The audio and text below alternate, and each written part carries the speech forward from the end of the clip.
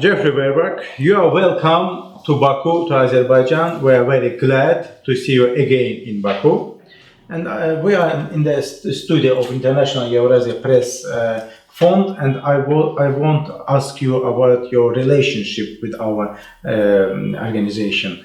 When you first time meet with our president, with Mirzaev, and what are you doing in Azerbaijan with our organization? Well, we first met in 1989.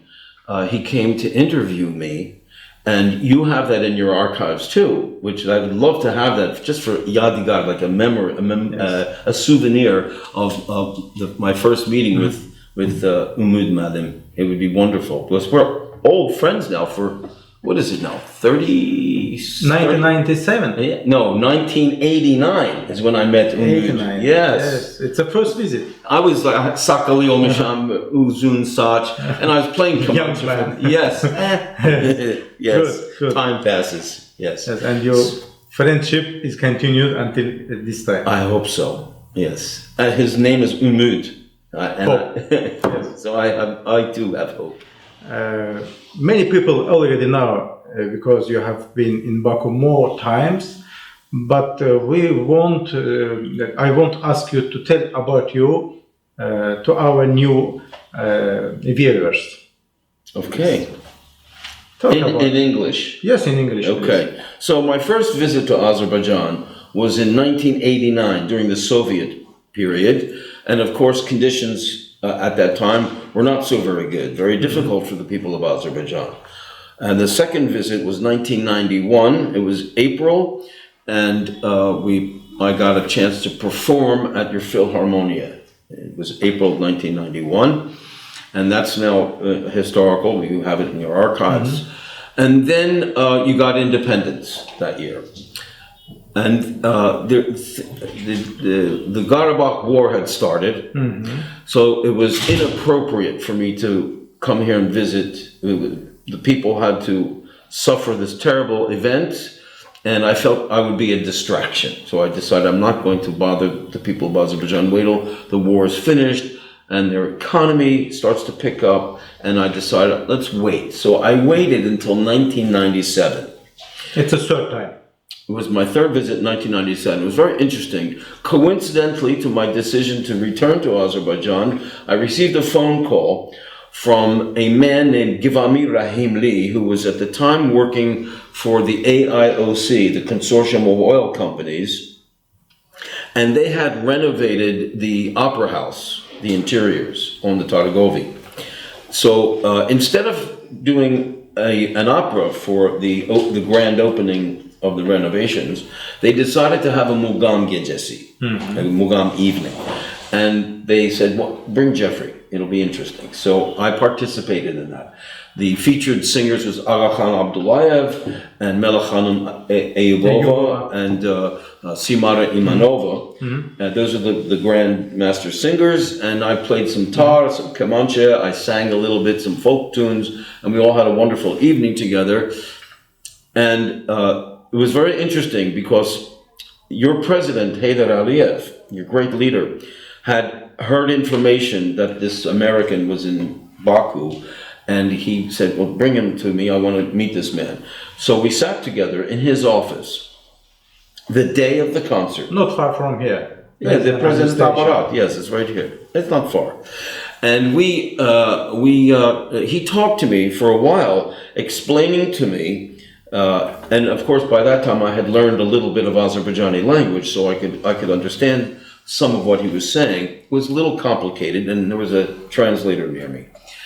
And what he said was very interesting. He said that it's very important for a people to have, for their sense of national identity, what you say in Azerbaijani, milli kimlik, that they have a strong connection to their own native culture, the Uz Madaniyat. Yes. And so, of course, Mugam is an integral part, a central part of Azerbaijani culture and sense of national identity.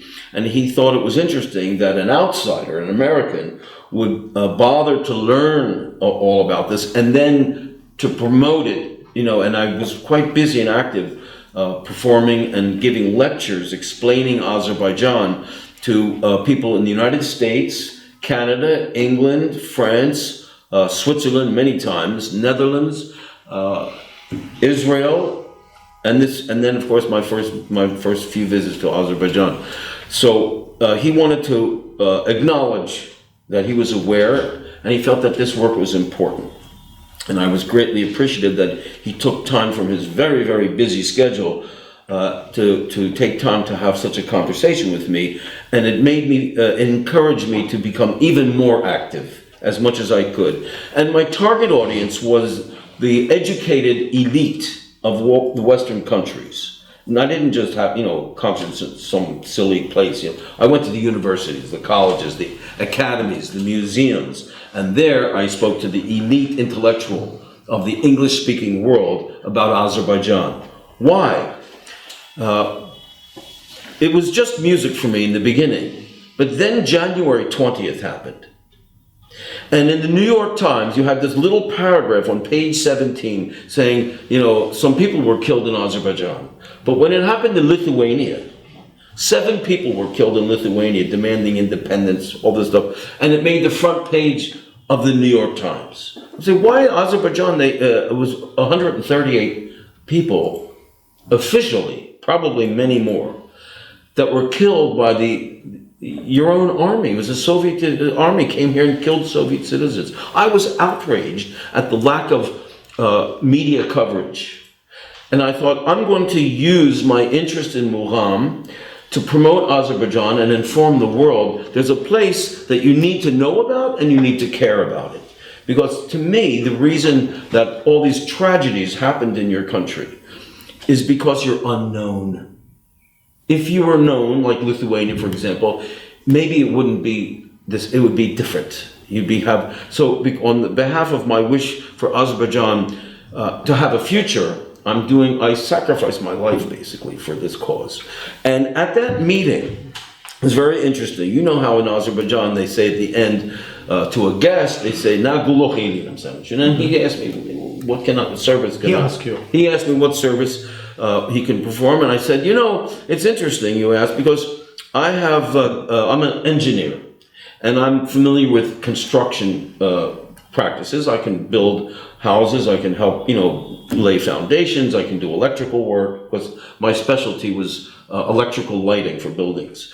I said, I would like to help to build a Mugham school in Shusha. You say to him? I said to him, that's what, he said, what service can I buy? I said, I want to be allowed to, of course it's occupied, right? So it's like a dream, arzukimi, yes. Right? It was a dream. 26 years ago. 26 years ago, exactly, yes, in this May 8th, 1997, an unforgettable day that I spent in the presence, in the company of your great leader, Heydar Aliyev, for more than half an hour. It was amazing that he bothered to take his time, and he has a sense of humor, I was joking with him and kidding, we laughed. I invited him to the opera house, I gave him the invitation, and when I was giving the invitation to people, I would say, this is for 2. Iki neferlik üçün. So when I handed it to him, automatically, I didn't think, I said, Iki neferlik, and he looks at me and says, you mean, başka insan getirebilirim? Everybody laughed. İki nefer için bu akşam olacak saat 7'de inşallah. 2 nefer için bir adam da getirebilir, ha? We saw that this man was really a human being. It showed a side of him that most people don't know about. I was fortunate to see that he was a delightful man to be around with a great sense of humor and irony, of course. Anyway, the point is, I made a promise to Heydar Aliyev. How is reacted to your words about Shusha? Well, it's in your archives. He was kind of like Shusha. He was surprised I even knew about Shusha, and not just know about the name, but the importance that Shusha is the birthplace of Mugham.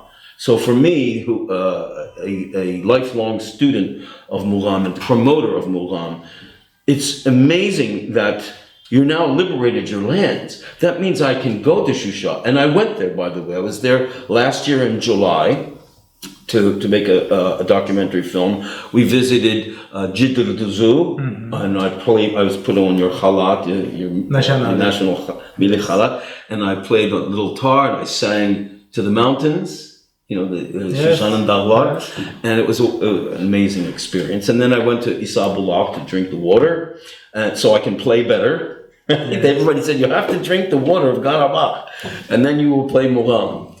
So we did all this. Meantime, I want to keep my promise to your great leader. I promised him I would help build a school. So if the government here, and of course I'm not telling anybody what to do, you understand. If this government decides they want to do that, they want to build a school in Shusha, a Mugham school, that I am ready to come and help. Whatever it takes, I'll get on a ladder and do some work. And I think it would be interesting promotional, what we call public relations. We'll put that in the documentary. We'll show it to the whole world that Shusha is a magical place. And I want to be a participant in this history. So if it happens, please do let me know, and I'll be the first person to go there. We will, I think we will translate it in our channel, and maybe somebody in government would react it to your main promise to get Yes, my Shisho's vermiş. Yes, yes, please. Is there anybody recorded this promise?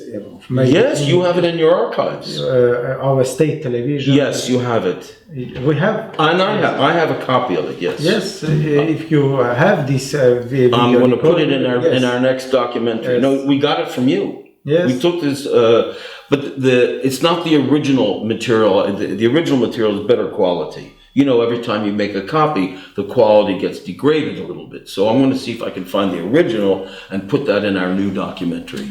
I hope this idea will listen in our government, and they will react to this idea. Thank you very much. You're welcome. You are welcome too. We will try to do this idea, and it will be a very pleasure for us. You will give your promise to our president. I am ready when you are ready. I wait for you. Thank you very much. Thank you. Thank you so much.